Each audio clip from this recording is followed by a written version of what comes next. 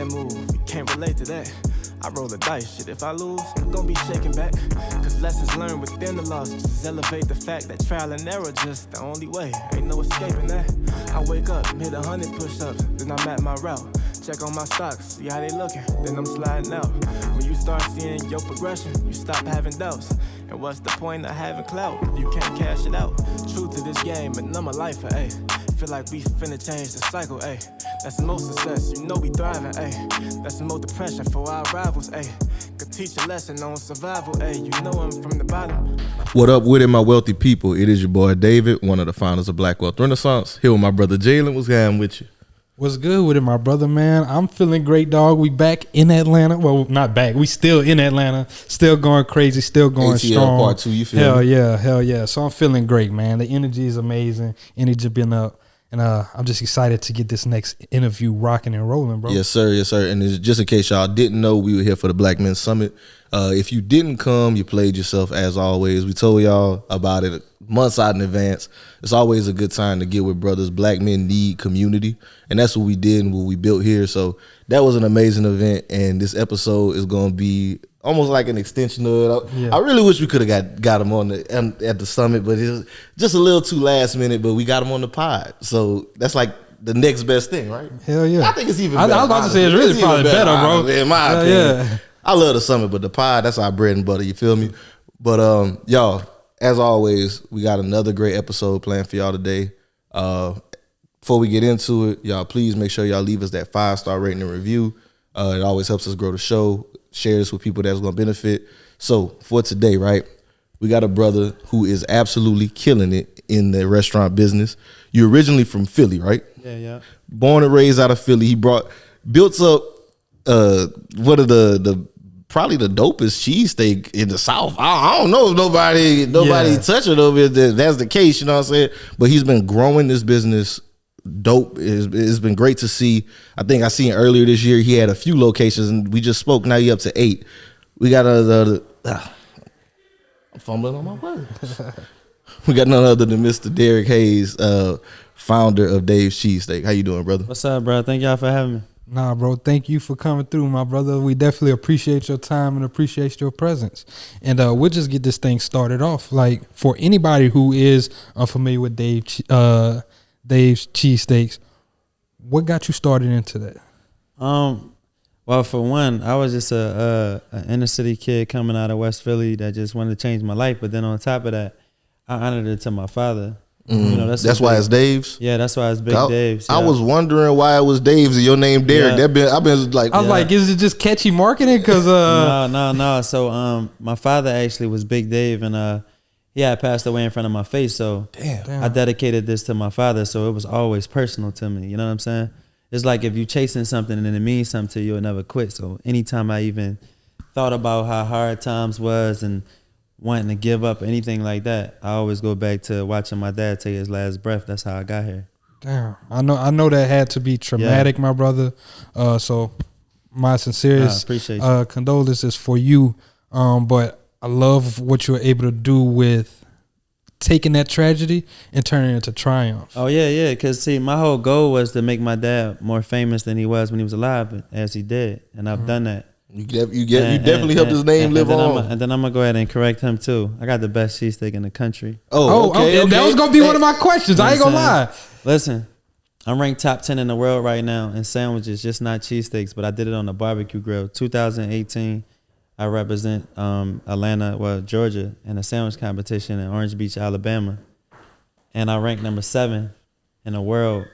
But I actually should have been number 1, but that's a whole nother story. But I'm taking that and what they say, I'm gonna take those flowers and grow with it, because sometimes even when you're not number 1 at something, as long as you're on a list, you know, we look for that number 1 when I already know I'm number 1. But when it comes to the cheesesteak game, it's nobody, not over the 60 years of the cheesesteak industry, has made something so massive and so culture driven than Big Dave's. So wait, what is the very first place in Philly? I forgot the name of it, man. Well, you got Passing Geno's, which is the tourist spots. Nah, it's another one. It's like Jim's. You got Jim's. So I grew up off of Jim's, West Philly, and And Larry's on City Line Avenue. Kobe used to go there. That was one of his favorite spots. But like, it's a difference when you selling cheesesteaks and you selling culture. I'm selling culture because I'm bringing people with me. I'm not opening these restaurants and pitting people from outside these neighborhoods in them. I'm bringing up these neighborhoods as I build these restaurants. That's a different type of power. That's bigger than food. And then when you come to the food element of it, they can't touch me, man. You nice? You nice in the kitchen like that? I'm more than nice. Listen, you tell me right now, somebody that took a cheesesteak business out the tri-state and made it more massive than I did. I put my mic down, brother, because I can't find nobody. Or you tell me a black man in the whole country that made egg rolls more famous than I have. And it ain't even my culture. I mean, I got everybody in the world selling cheesesteak egg rolls right now.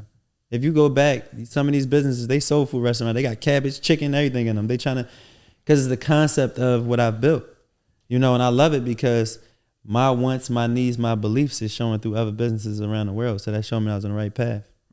So was food always your passion? Like you grew up in the kitchen or? No, man, it's funny because basketball was my passion. Food was, I was just saying this in other podcasts, is that sometimes you could learn something indirectly and not knowing that's the gift that's going to take you to the top. So my grandfather, you know, when I used to come to Athens in the summer times, he would tell me, you know, you got to finish my Sunday dinner if you ain't going to go to church with me. So indirectly, me saying I don't want to go to church, I'm cooking his dinners.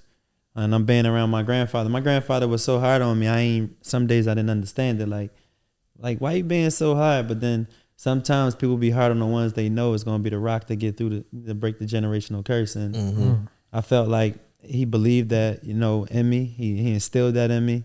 So later on in life, you know, me coming to Atlanta, not knowing what I wanted to do, I ate a cheesesteak here, which they call Phillies. That's how I know it wasn't real.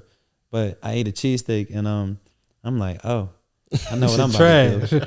Yeah, because I was selling water ice. I had a Italian ice spot before it was cheesesteaks, and nobody wasn't coming in there because nobody knew what water ice was. So I spent my last money in this business, and I can't get a soul to walk through the door. So I'm like, what am I going to do? But again, you got to clap for yourself when nobody else clapping for you. So even in my hardest times and no traffic and people not talking about the brand or me not making money in the brand, I didn't give up. I switched it and I went into the cheesesteak business. And 2015, Eve, the rapper, she was shooting barbershop and she came in there and she brought some people with her and she told me, she was like, they not gonna order no food yet. I want to see if it's real. So mind you, I just had 7 figures and now I have nothing. And I'm making this chicken cheesesteak like my life depended on it because I know I don't have another celebrity. I don't have another big dog to put this out for me. I got payroll coming up on Friday. What am I going to do? You got practice players and you got people that's ready for the game. I was ready for the game. I already was practicing long enough. I knew it was time for me to show what I had. She bid it. She put it on every social media network she had. And to be honest, the rest been history. Damn. So that's big. That's major. One cosign, and then it kind of helped take you off. I be trying to tell people it ain't the cosign, it's the right sign. The right sign. It ain't the cosign, it's the right sign. It's Break God. it down. Okay. You know what I'm saying? Listen, it ain't a human in this world that did something for you. God instilled that in them to do that for you. So when people take the respect of building somebody's career or they did this for somebody, no, God put that in you for you to do that to that person. You know what I'm saying? That's how I look at it. We vessels, all of us are. That's a fact. And I thoroughly believe that. Yeah. Even like on the way here earlier, right? Me and him was trying to get a rental car. And then there was a guy that we was just chopping it up because we did a community service event earlier. He was like, yeah, man, where y'all going? He was like, I'll take y'all. And I was like, look at God always just coming through for us. Nah, for real. When you do good, good come to you. But if you do good for good to come to you, it won't come to you because you're doing it for the good. If you do it. You didn't do it with a pure heart. Yeah. Everything I do, man, I could see a little boy or anybody hustling, whatever, man. I always try to support that because it's somebody out there trying to do something. You know what I'm saying? And being a black man in America right now, you know, we put this stipulation or the stereotype on what we can't do. It's 13% of us as a population, but we're the biggest trendsetters in the world. Facts. You know what I'm saying? We might don't own everything, but the only way we're going to get to that point is for us to come together and salute each other. Like right now, y'all got a podcast. it should be 8 or 9 other big brothers that got podcasts right now talking about the financial literacy from y'all podcast. It's different lanes of everything. You know what I'm saying? But y'all stand y'all ground and keep doing what y'all doing. The world gonna see it regardless. But I'm just telling you as a whole how we should be versus one guy, 2 guys making it year to year. They highlight somebody. Oh, there's a new guy coming up, or a new celebrity, new singer. They get taking turns one by one. There's so much good talent out here in these neighborhoods everywhere. It's kids right now that got game just as better than Michael Jordan, but we'll never see it. That's a fact. You know what I'm saying? Because he just don't have the opportunity or the break. Or the resource. The resource. It ain't so much the opportunity. Because the opportunity was him putting that ball in his hand and go put it in the basket. The resource to get that ball in another court is what I'm talking about. I got you. I like that. Yeah. To kind of one of your points too, a lot of times I think in our community we sometimes have that it has to be the one mentality. It's like it's the one person, or you either number one or you're not. But you said something earlier as an analogy, like they said you were number 7, but you didn't feel that way. And in my head, you don't never have to win the competition always to win in the end. It made me think about American Idol. Like I remember watching American Idol when I was a kid. My mom and them was mad when Fantasia didn't win, right?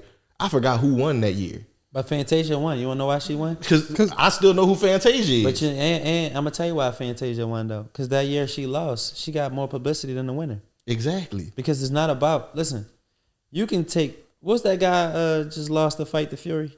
Oh, fuck. Say it again. Ngannou. I can't say that. All right, so but watch this, though, right? Yeah. He won in the media. He did. He won. He lost with his hand. He lost the belt holding the hand up. But in the world of media and inspiration and people following him, he's gained a new community because they like, yo, you really won. You get what I'm saying? Sometimes you ain't going to be the winner on paper. But sometimes you won because you was in the bout. You made it to that bout. It's people that can't even get to the ring. It's people that can't get in the room. You may go to a room that's biggest room you ever been in your life. And nobody might not say a word to you. But guess what? You was in that room. Yeah. You on that boat. You might not be driving it, but you got a seat in it. You know what I'm saying? And sometimes we don't take that as greatness and an accomplishment to say like, you know, I got invited to this. I might not be on the front face of it, but I'm here. I'm present. I'm alive. They chose me.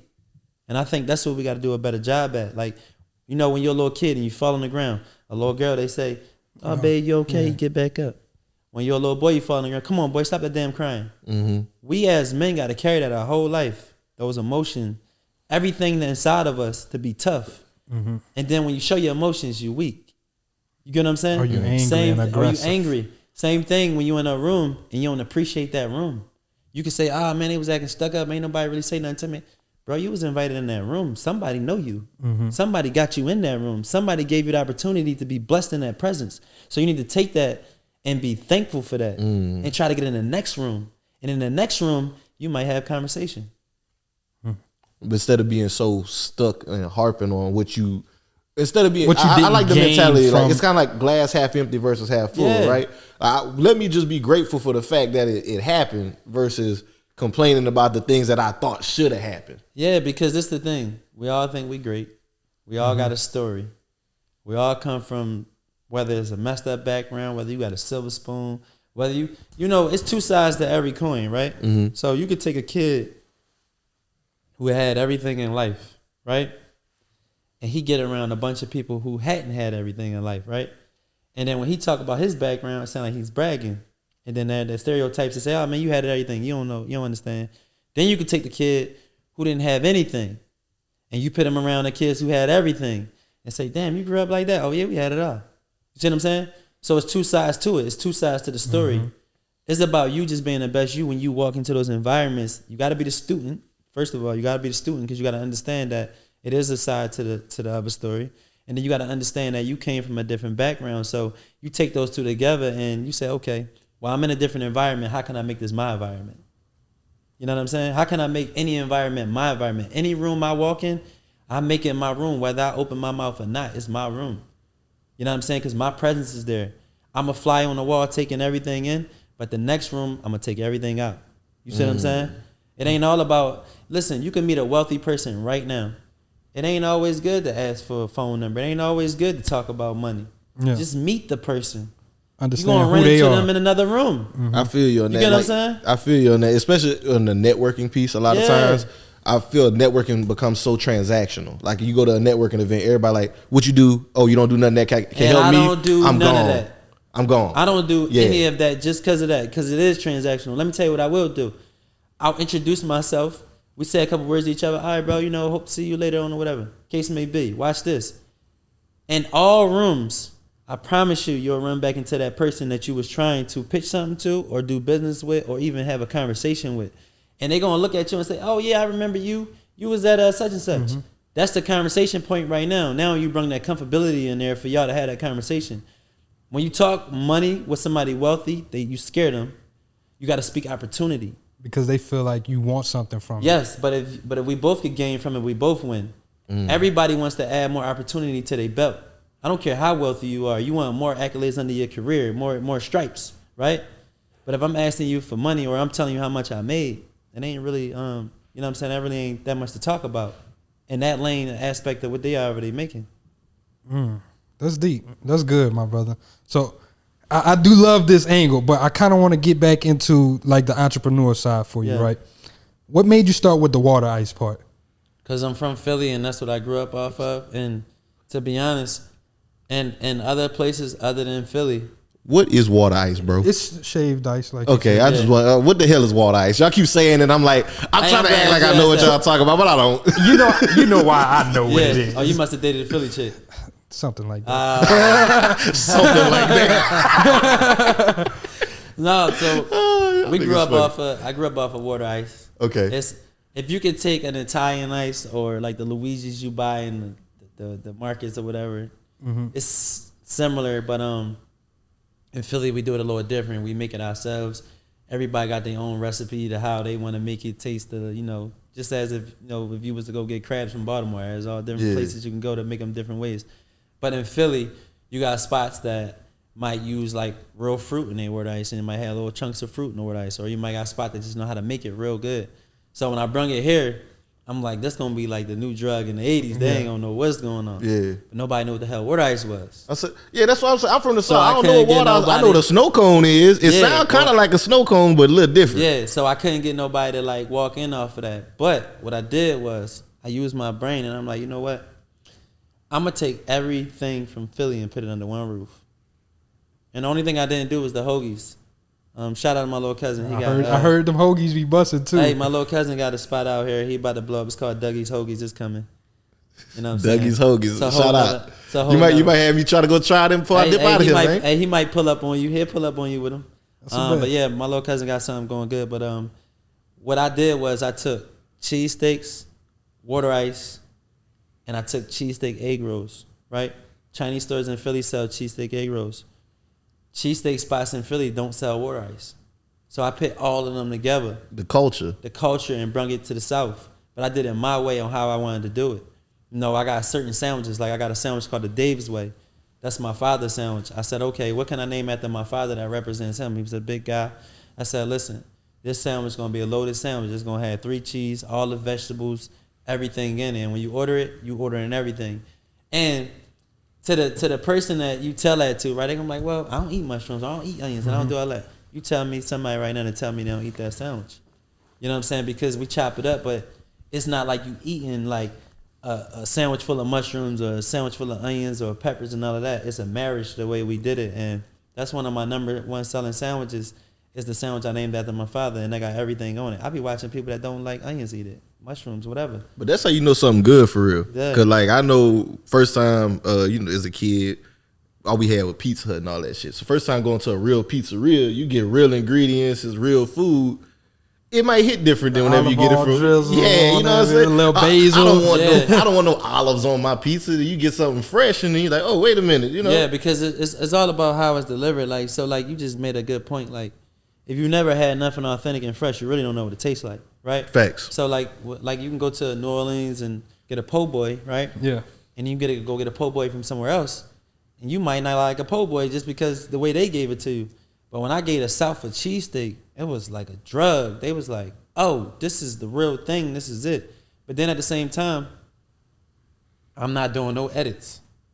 What I mean is like I'm giving you my life authentically. I'm giving you everything in this kitchen authentically.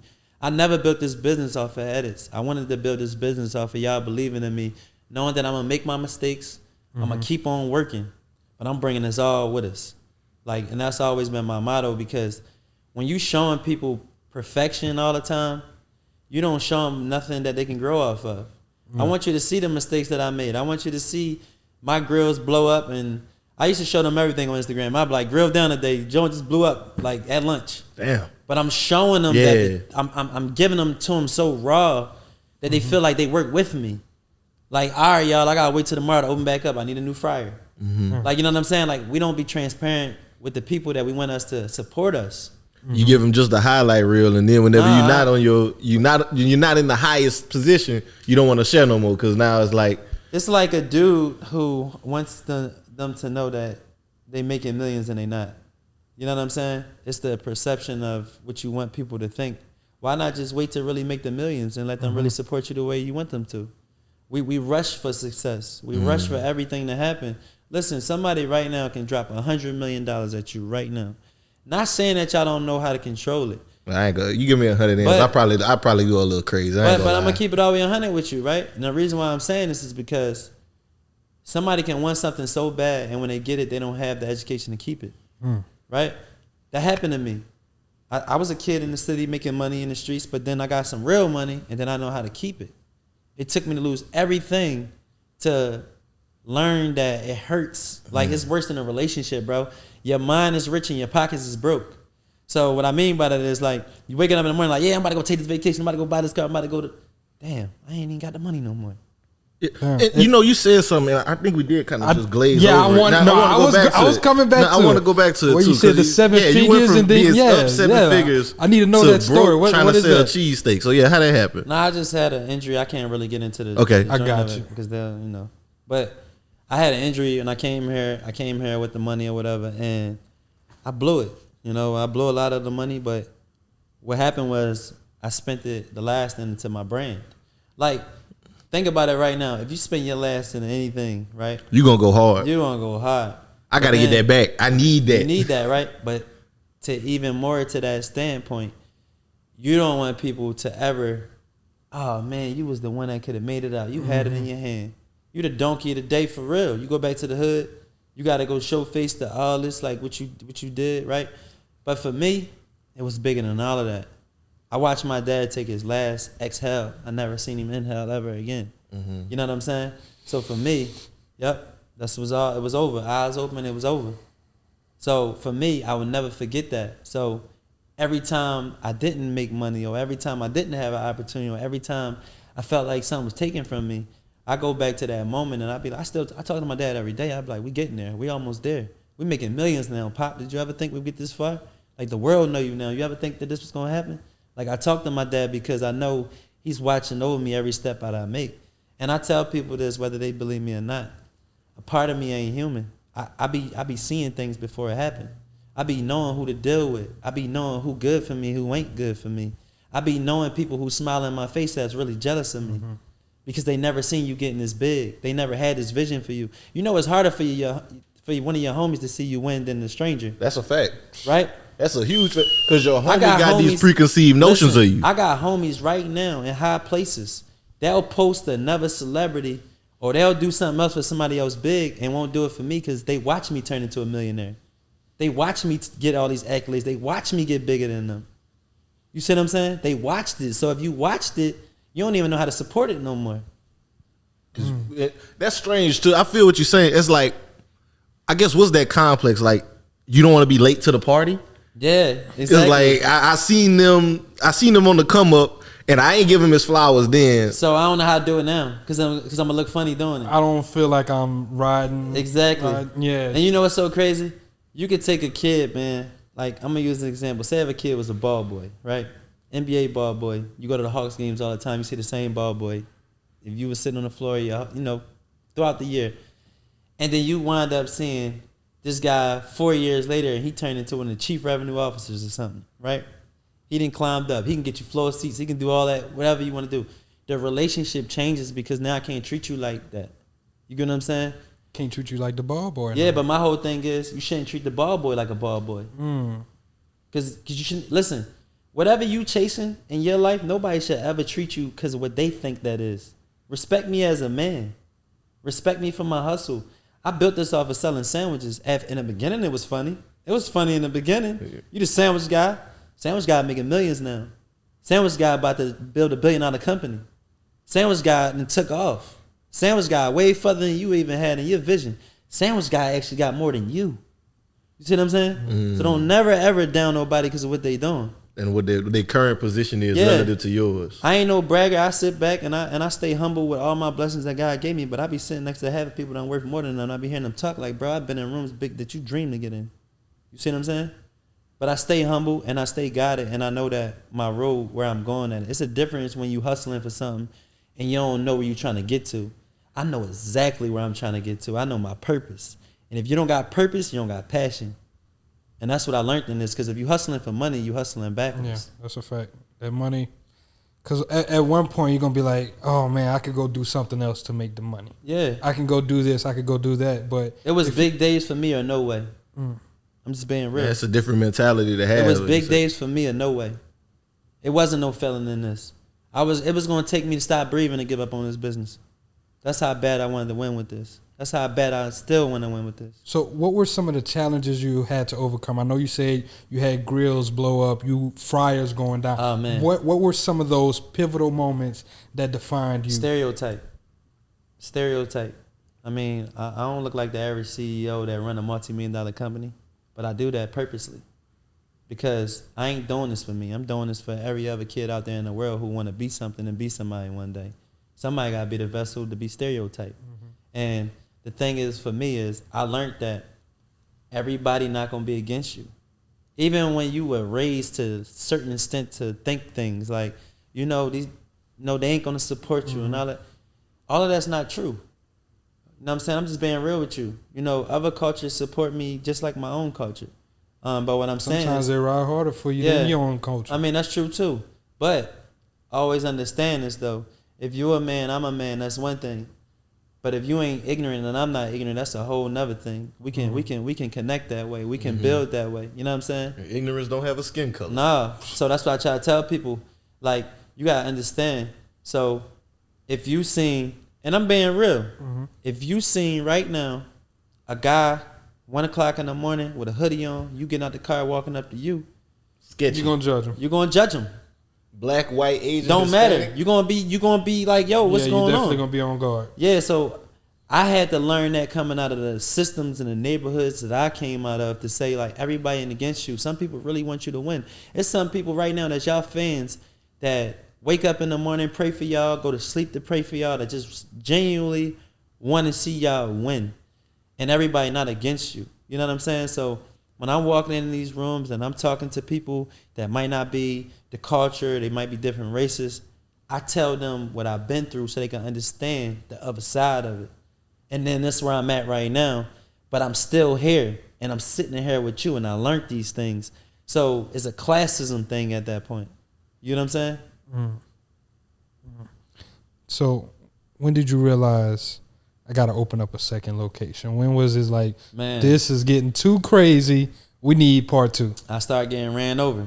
Like, the gas station guy had signs put in the ground at every pump that says do not park. The Walmart across the street from my location and the AutoZone next door to me, I had more traffic than they had in those locations in their own spots. Like, on a Saturday, we packed 500 cars. No exaggeration. Anybody that know me, know my story early on would tell you, we got 4 or 5 hour waits in line in this gas station. Like, I'm talking about, I knew we was ready to expand. And I wanted to start in Atlanta. I wanted my first location to be in inner city Atlanta, but I'm glad I didn't, because I had time to develop. I had time to get ready for the city. And when I came in the city, it was like a storm. They was waiting for me. And when I came in the city, I already had people driving from other states. I had people coming from Canada. I'm talking about Florida, Texas, LA, just to come get cheesesteak. No lie. Like I would have somebody fly in and be like, yeah, I got 5 sandwiches. I just flew back out. Was send it to me on Instagram. That's when I started knowing I had something special. It's like, I didn't need any investor, anybody to stroke my ego to say I had something good. The people already showed me that. So if the people, your people is your biggest supporter. I don't care about anybody who putting y'all on a platform, who giving y'all money. It's nobody more important than the people who supporting you because they going to keep you here. And as long as they supporting you, no network, no industry, no nothing can block you because they want you, the people. You know what I'm saying? And I was always catering to the people, not the trophies and awards and all that come along with it. I was focused on building the core passion with my people, building a brand. That's major right there, man. Because like a lot of times, we think that we need so much and try to scale so quickly. A lot of times, I think whenever we open in businesses, so many times we want to think, oh, expansion. But you focused on cultivating that culture, building that up to a point where it's like, we can't do anything but expand now. Yeah. Instead of trying to do it too early. I want to ask you, did you start off in a physical location or were you I started off in a gas station about the size of that wall to me. Damn. And how many people were with you? It was just you, a couple employees? So let me tell you a funny story. So right now, in my company, my 2 oldest employees right now is John and Luke, right? They was the 2 guys that helped me in my gas station location. They're the same 2 guys I gave equity to. That's real. Man, that is. That's complete. I gotta shake your hand on that. That's respectable, bro. Nah, for real. Cause at the end of the day, look, check this out. End of the day, we human, and if you help me build something, you're gonna at the end of the day, you're gonna be okay. I'm making the money. That's cool. You got a family. You building everything that you working on. Like I didn't want nobody to wait on a 401k or retirement plan. What I got, you got. You helped me build this, you in it. So the way I did it wasn't hard equity. It's called phantom equity. Phantom equity, and I'll explain that to y'all. It's a ghost share basically. Like vested equity? No. Okay. It's vested at the end. So basically, if I gave you 1% phantom equity and said, hey, as long as you're in this company, you got this percentage, right? So now that gave me my vested interest to say, okay, well, you just ain't come work for me a little while and get this interest and roll out. You put your sweat equity in the company. This time I put the sweat equity in it. In the moment that I exit, you get your higher. I got you. Okay. You know what I'm saying? Almost like in my head like a preferred share, but it's not like they could just try to cash out right now. No. But when you guys exit as a whole business, because built in. At the end of the day, you have to do that because when you raise money, everybody got to get diluted, right? So you can't make that vested. You know what I'm saying? Because first of all, your share count, right? So whatever your shares go for in your company, if you give somebody a share, right, then it was no money transaction on that. There was nothing vested to that share. So that's not fair to your cap table. And they're not going to let that ride anyway. Yeah. But I'm just saying, like, so the dilution of a share, right, don't happen to them because it's not vested at that moment. But they get the whole share at the end of the sale. No, that's actually really appreciate smart. You sharing that. I never heard of a phantom share before. It's called phantom equity. Where'd you come up with that concept? Well, again, just being around the right people. Me and my wife, we do it. But we learn things from people that we're around, and it's the protection of the people that you want to have some type of, if you want to see them, their legs grow after you done with them. You want to see them pursue things that they want to do, like.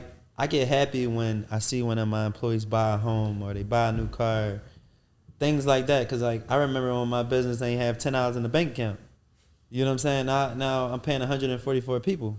That's real. You see what I'm saying? You got the opportunity to go be great and do shit for your family too. Yeah, like I don't want anybody around me to be just around me, because I might want to depend on you one day. Shit, I might want you to pay the bill at the table. You know what I'm saying? I want to be around builders. I want to be around like-minded people. This ain't a race thing for me. It's about who gonna be like-minded and want to build with me, and let's build off each other. And the one thing that we got to do is we got to share information. You know what I'm saying? When you learn something, y'all learn something on your own, share it with people. Let your brothers know, your sisters know, like, yo, don't do that. That's what I just learned. Like, that's what I do. Like, I drop game, whether you gonna listen or not. You gonna come back 10 years later and be like, damn, you told me that. Because I'm getting it from the source. I ain't getting it from the middleman. That's real. And with this, I'm glad you shared that, because that's kind of like the ethos behind our brand was like, we need to share information. We don't, a lot of times, now that we grown up in this information age, we can take information for granted, right? Because it's so readily available all over the place. But it's not that long ago that a lot of the stuff that you, like information that you're sharing right now, we didn't have public platforms where we could talk about this with a black CEO. We didn't do stuff like this. We didn't have these things. Nah, and y'all are the voice. Y'all are the reason why a lot of these stories are getting out. So, like, you guys, like, Earn Your Leisure, like, all the Drink Champs, all the different podcasts that's allowing people to come on and, like, $1 million worth of game and talk about what they got going on in their business, their lives, like, what's going on around them. That's bringing people awareness. Like, right now, if somebody was to watch you guys' podcast or even watch this episode right now and they in business and they got some people that's with them, been riding with them since day one, and they might don't got the money to pay them the money that they deserve, they can say, listen, bro, I'm going to give you some phantom equity and explain them the phantom equity, and they do it the right way. And then guess what? That person that might not be getting paid the amount of money they were supposed to get paid, they can sleep at night and feel good about it because they know you ain't getting over them. They know you just don't have it right now. And this is what you offering. You're offering a piece of what you built to them because they're working for you to build this piece that you need. So, like, it's like a hand-in-hand type of thing.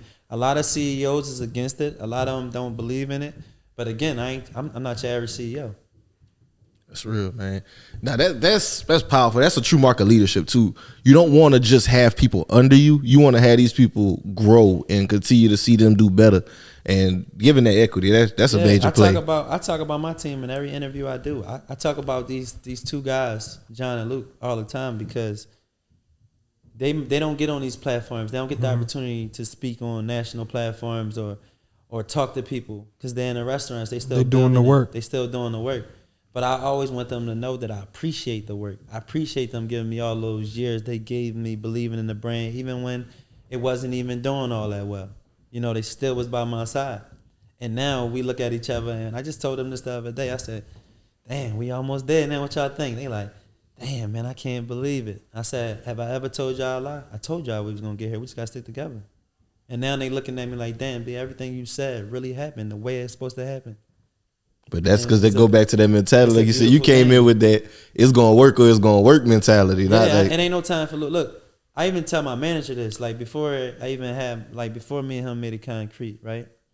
I tell my manager Mike, right? The Willie agency. I said, listen, Mike, we in this to win, ain't no losing. Like we gonna turn the no's and the yeses and we running shit over. All I need is somebody to believe with me. If you believe with me, I promise we ain't failing. Because I'm never going to get on no platform and not tell the people the truth or what I think or what I've been through and how can I inspire you so that you could be a better you. That's all I'm doing. Like, I wouldn't be here talking to y'all today if that wasn't my mission. My mission of talking about Big Dave's, people already know Big Dave's around the world. My mission is for people to understand, like, get out your own way. Because sometimes you in this box because of you. You staying loyal to a fault to things that's not staying loyal to you. You know what I'm saying? That's get out of it and you're going to grow. I got out of it and I started to grow. You feel me? You got to get out your own way. Now that's good. I got another question with the restaurant business, right? We know that a lot of people say it's a hard industry to win in or whatever like that. What do you have to take into account to figure out to win? Like food spoilage. What do you have to do? Like, how do you come up with, I need this much customers today, at least to make sure the lights stay on? What are some of those things you have to consider to be successful? Hire what you don't know. I'm just being real. Like, I can't be all those things anymore. I can't tell you how to do certain things if I'm not an expert in that. I'm an expert in building. I know how to build multi-million-dollar companies. I hire the people that know how to control those things you just asked me inside those companies. That's how you make successful brands. When you try to be it all and do it all, you're going to fail all. You know what I'm saying? Because that ain't your expertise. Like right now, I have an operating, my head of operations, his name is Mo. Then I got my GMs, my president, Jesse. Everybody got a role. And we get on our company calls and everybody talk about their role and what happened this week in their role. Now, if I don't feel something was right in that role this week, Then you got to tell me why it wasn't right. But I'm not the expert in running the road. Gotcha. I'm managing the road, and the information is funneling up to me. I know the road, but that ain't my everyday expertise. You see what I'm saying? Mm-hmm. You hire things in your company so you can see your company scale. It's a difference if you're trying to build a mom and pop and you want something to be popular.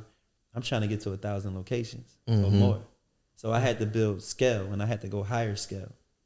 Best Philly cheesesteak in the world. You got to think differently. You gotta think. I gotta go bite that shit. And to be pause. honest, I gotta go try that shit. Yeah, Pause. you had to pause yourself on that one. but like even Next thing with some meat in his mouth. Even Freak ass boy. Hey, you a freak ass boy, son. Fuck you. I was silly. I was like, no, Derrick, you about to say something. No, but I was gonna tell you, even to speak to the point of the food, right? So like, I'm gonna give you an example.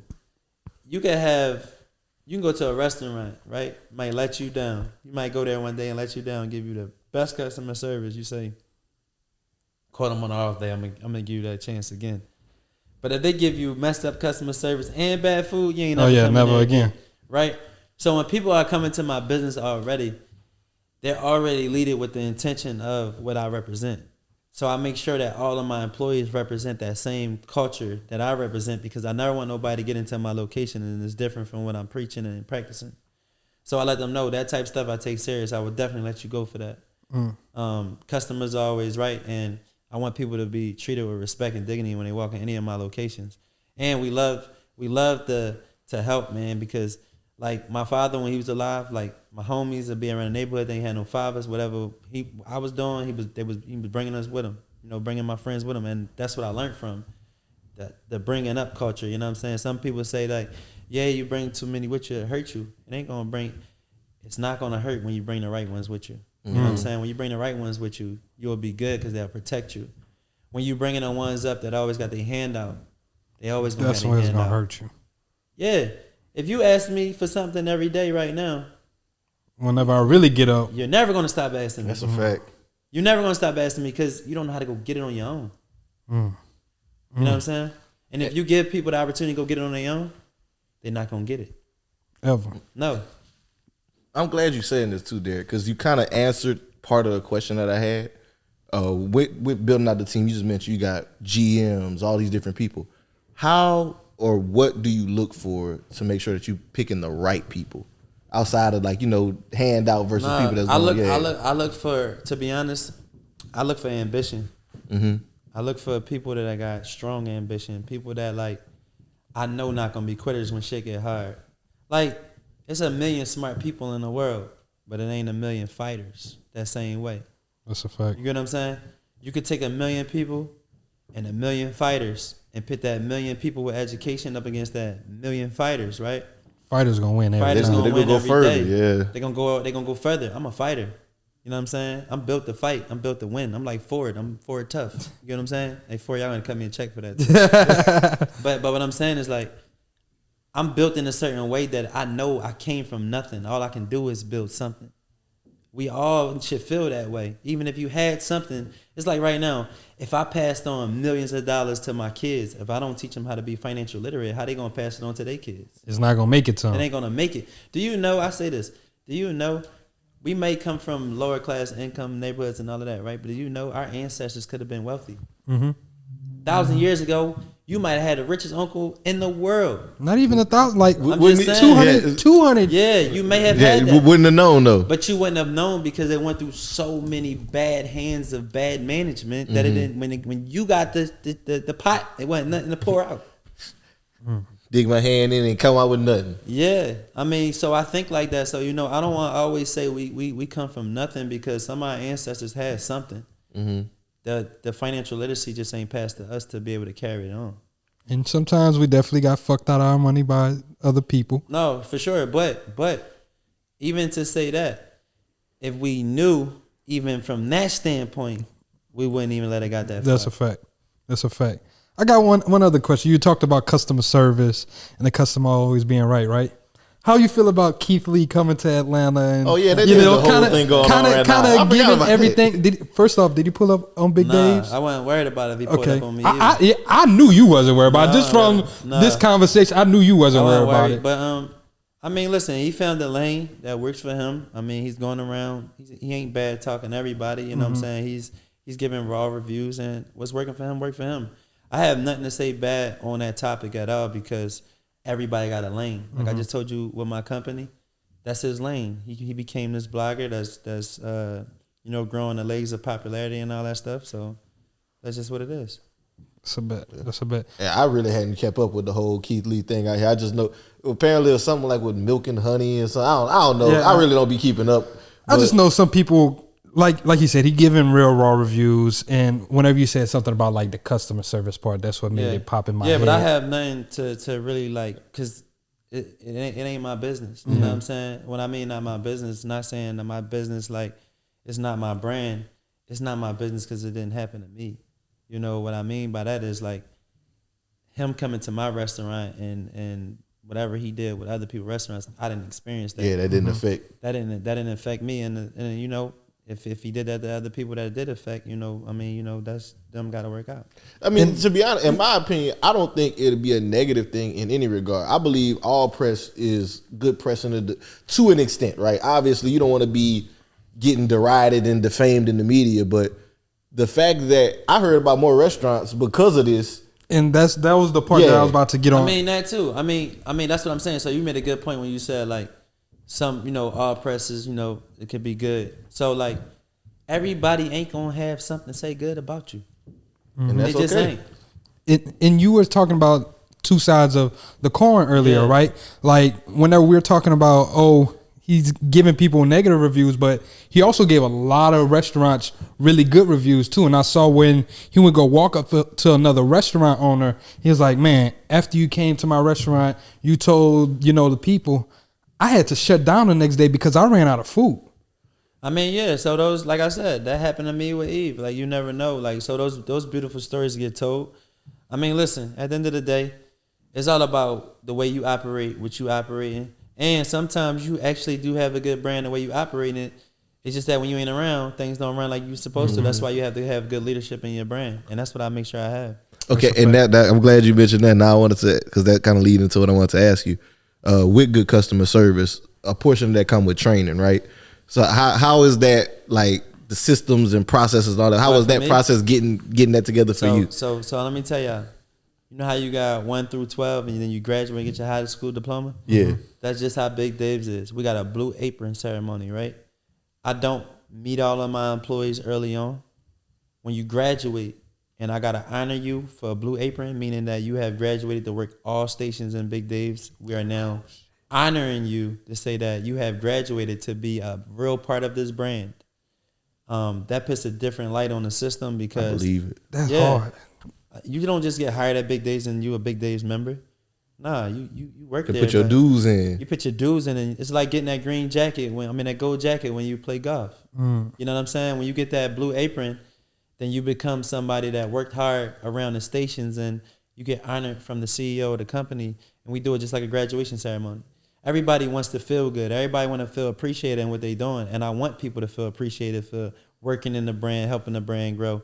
And we show that appreciation with the Blue Apron ceremony. I think that's phenomenal, bro. Like, because it gives you a different level of quality control. Yeah. Because now it's not like, most times whenever you get hired on a job, it's like, we're going to train you for a little bit, then we're going to throw you out on the floor. But with you doing it like that, it's like, no, you've met every level of expectation that we need for you to be. Now it's kind of like a certification that you stamp, this is approved, but also like how they get to meet you. Like I'm going to give you an example. Last week, Meek came in there and he's like, yo, Meek let me know he was in there.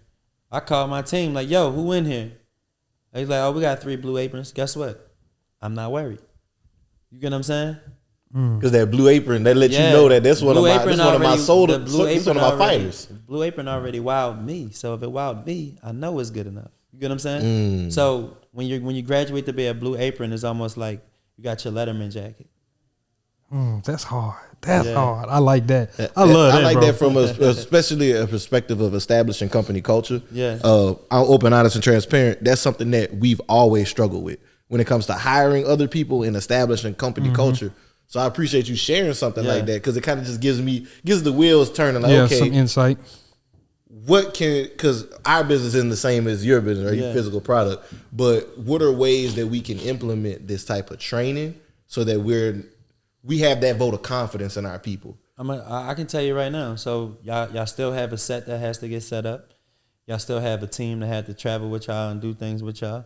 So if right now you got a guy that's pretty much putting y'all all the way together, that know the system inside out, like know exactly how everything is ran, then he should be honored for that. He should be appreciative to the company to know, like, okay, this guy earned the stripes. And what you guys could do, y'all can follow the same system off of whether it's how they put the technology together or how they edit the technology. Like, you should have programs where you got internship. I mean, you giving kids opportunity to edit these episodes to be able to come on and get a job. So you can recruit that way too, and then you can have your graduation ceremony off of the interns being able to actually come into the company and actually really work with you guys. You get what I'm saying? Because you giving people.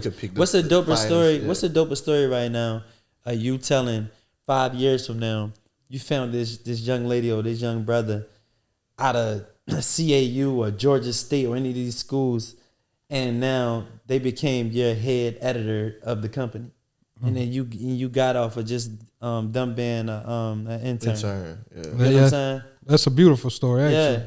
So it's all about, to be honest, man, y'all could be great as y'all want to be, but if y'all story ain't inspiring people through it, it ain't nothing. That's just the real truth of it, because all you're doing is giving information that's going out the other ear. Because when somebody listening to you, they respect you.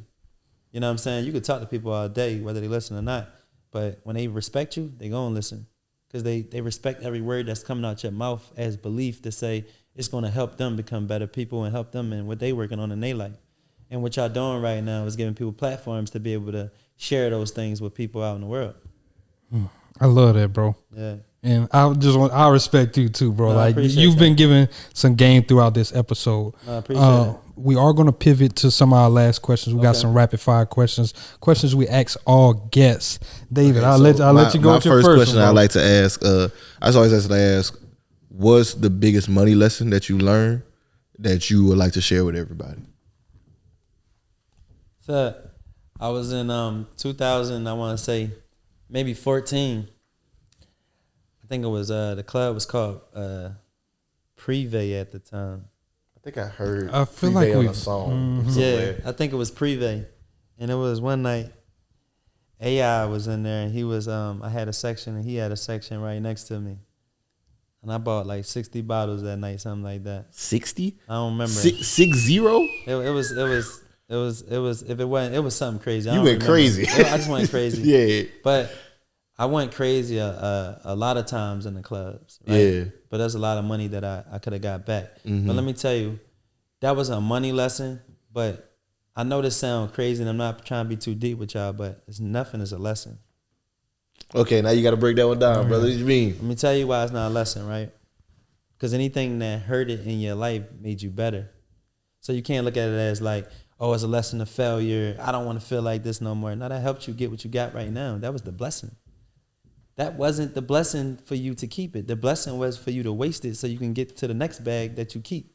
You know what I'm saying? Because if you never had it, you don't know how to control it. If I was making this money right now and I never had that, I'd be in debt all type of ways. Instead of 60 bottles, it might have been 120. Yeah, you get what I'm saying? Because you don't know. So, like, I'm not going to say a lesson, not a lesson, but your lessons, you got to take those bad moments in your life and appreciate it sometimes, because, like, you in the wrong car,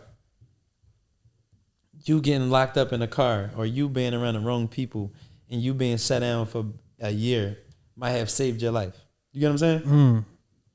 You losing your job when it was paying you the most money you ever had in your life, right, made you want more money in another job to be able to survive in another stage. Like, everything is a stepping stone to what you want now, because you have had it. And you know the feeling of having it. You know what I'm saying? It's like a relationship. If you had a woman, you went from a toxic ex to somebody that was just the sweetest, best woman in the world. So like, we got to take those things and we got to say, like, everything ain't always bad. The lesson was a good lesson. It wasn't a bad lesson. I said this to myself. I had 2015. I was riding around in $100,000 Jaguar, right? I drove on a spare tire, a donut, right? The little skinny joint, for a year. because I didn't have $250 to get this new tire. No, because it was going to mess up me with my business. I didn't have no money to play with to be able to do that. So when I tell you that business take extreme focus and like dignity to say like, this is what I'm sticking to, it was going to take that donut to blow out for me to change the tire. You get what I'm saying? Because I already knew that. I don't care. It's a Jaguar and they got a donut on it. So what? I already know my mission. I know where I'm going. You know what I'm saying? I had people tell me numerous times like, damn, man, when you going to change that tire? Yeah. When it blow out. Did it ever blow out on you? Nope. Shit. It's called God's provision in my mind. I was about to say, yeah. You had that vision. You knew where you was going. Yeah. I mean, listen, man, I kept a chef coat on and Crocs and chef pants on for almost 4 years. That's all you wore. That's all I wore. It's like a Dickie suit. Like if I'm hustling in the streets, that was my Dickie. Because if I'm out wasting money and if I'm out doing these different things, I'm taking away from my brand. I'm taking away from them growing. I put everything back in my brand. There's people out here that live through their business right now. I don't take draws. I don't take company draws. I don't take Big Dave's money. You get what I'm saying? I don't. You're not on salary, none of that? No, I'm on salary. Okay. I don't take draws. Like I don't just because I feel you. Just like, I got the money so I can because I'm the owner. But guess type what? shit. I also have taken myself off of payroll for years too. Mm-hmm. You get what I'm saying? I know when a business can stand it and when it can't stand it. And putting yourself on payroll too early will cripple your stuff. Oh no, it will. And guess what? I don't want to be in partnership with nobody that don't understand money because when they see money being made, they want to take it. No, let's see the account make $1 million. Like let's see it make some money. You know, like you got people that see it get to 200,000 and like, yo, listen, let's take our draws. You know, let's do this. And like right now, 200,000 don't even pay my company bills. You get what I'm saying? 200,000 can't even piss in my pot right now when it comes to my company. So I got to make sure that my company always stay healthy because I got so many responsibilities in it. Mm. So now I kind of want to ask, this is outside of the rapid fire for me. How did it feel whenever your business first crossed $1 million revenue? Like, you know what's so crazy? Yeah. My homie actually, when it happened, I didn't even pay attention because I used to always be like, yo, I'm almost at that $1 million mark. And then one day I told my homie this and he was like, bro, you made $1 million in there, it's on. But like, it's crazy because when you make $1 million, you want to make another $1 million. I could believe that. You know what I'm saying? It's almost like it's an addiction because you want to Can I do it again? Yeah, can I do it again? Right? And I've been blessed to say that my business has been 50% or 100% year over year since I had my business. Dang, that's amazing. That's fucking fantastic. Yeah. So like in the pandemic, when everybody was going out of business, I made $2 more million that year. Damn. You know what I'm saying? That's how you know that product hit different too. Yeah, but it's also about what you stand up for. Like when everybody was standing down, I was standing up. Like I was going around feeding hospitals. I was giving people, I gave 1,000 meals out to the community for free. I said, listen, pull up in your car. I'm going to have my employees wear heater bags and they going to feed y'all. My whole thing is this. If I'm in a community, right, and the community is getting supported by the business and the business is getting supported by the community, we got to have each other back, right? I can't just take y'all money and then when shit get ugly, I can't help out. So I know that. I help out when shit get ugly. You know what I'm saying? And I also know that these people got me where I'm at right now too. So that's how I operated. Yeah. Okay, so we're going to get to the last two questions. One of my favorite questions is, what are you investing for longevity to pass down to your family? Opportunity. I'm passing opportunity because when you look at Jay-Z, you could look at Puff, you could look at Master P, you could look at any of the biggest GOATs in the industry who get looked at upon in hip hop, right? They kids ain't gotta fill out no application. They kids ain't gotta want for a job. They kids gonna go off of their parents' name. Like you think somebody gonna tell Puff his son can't do something or Hell no. You know what I'm saying? But that's the whole thing. But I also want my kids to understand the privilege of it too, not just take advantage of it. I want them to understand, like, you know, I work for this so that you can get in these doors differently than I did. And it's about the opportunity. Because if you put the opportunity in place, everything else will fall in place if they take advantage of that opportunity. That's good. That's good. Last question. Do you have life insurance? Of course. Entrepreneurs always answer the same. Yeah, of course. But I'm not just saying that just because I got life insurance. Me and my wife got a program going on right now through Prudential. We partner with Prudential. We paying life insurance on 30,000 black men that make 25,000 black men that make under $30,000 less than income. So right now, major, bro. You can go to Big Dave's, you can go to Slutty Vegan, you can go to anything that we own, and you can get yourself some life insurance for a year. So life insurance is important to me because I grew up with homies that lost their life. They had to get fish fries to go fund me to bury them. And I see that around the world. You know what I'm saying? So that's what I'm saying, man. Like my cause for this food thing was for me to get in the door. I'm so much bigger than cheesesteaks. Mm-hmm. I'm like America's like worst nightmare in a good way because I'm gonna inspire so many people off of the realness of it. Like I'm not searching for the claps. You know what I'm saying? I'm not searching for that. I'm searching to see people get woke off of how I got woke off of when I was asleep. Big Dave's is just the entryway, but it's not the end all be all. No, Big Dave's is something that I'm very proud of. I'm very appreciative of, and I want to see the world get to taste it, to feel it, to be able to see why I went so hard. But my philanthropy is the vessel of all of this. My philanthropy, because I'm using this to anchor brothers and sisters together in a whole different way, whether they come in and work for the business or they get inspired by hearing it. I love it. Well, my brother, thank you so much, Derrick. We appreciate your time, bro. You joining this has been an amazing episode. Everybody who listened, entrepreneurs, there's tons of gems throughout this. Make sure if you listen to it, go back and listen to it again. Look into some of those things that he talked about for sure. That phantom equity, figuring out how you can make sure that you keep those that quality control in your business. And once again, he dropped gems, bro. I appreciate your time and your presence, man. Derrick, before we let you go, brother, can I get you to share with them where they can find you at on social media and they want to tap in with Big Dave's? Yeah, my personal page is official D Hayes and my business page is Big Dave Cheesesteaks. For sure. Franchising opportunities? Go on the website, bigdavesfranchise.com. Fill it out. Yes, sir. Yes, sir. Well, again, Derrick, brother, thank you so much, man. We appreciate it. Y'all, as always, y'all know we come through with the value on Black Wealth Renaissance. Make sure y'all leave us that 5-star rating and review as always. And until next time, this is Black Wealth Renaissance signing out. Peace.